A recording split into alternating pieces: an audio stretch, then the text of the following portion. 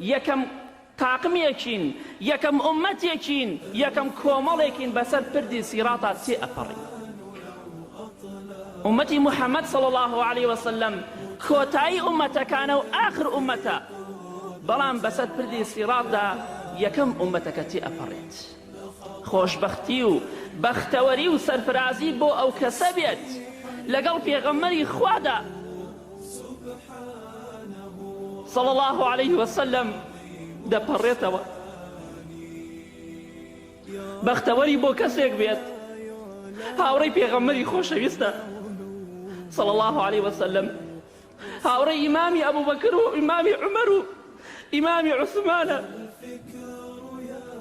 هاوڕێی ئەو هەموو هاوڵە خۆشەویستەی پێغەمبەری خوایە صلی الله عليه وسلم.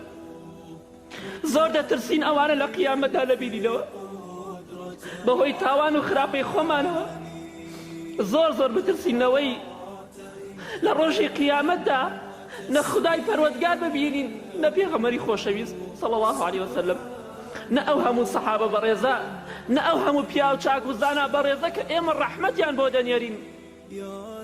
چ بەدبەختیەکە، چ سەرشۆڕیەکە لەو پیاوە بەڕێزانە دوور بخرێتەوە. بەڕاستی ذلك الخزي العظيم گەورەترین سەرشۆڕیە. خوای گەورە لە سەرشۆڕی بان پارێزێت.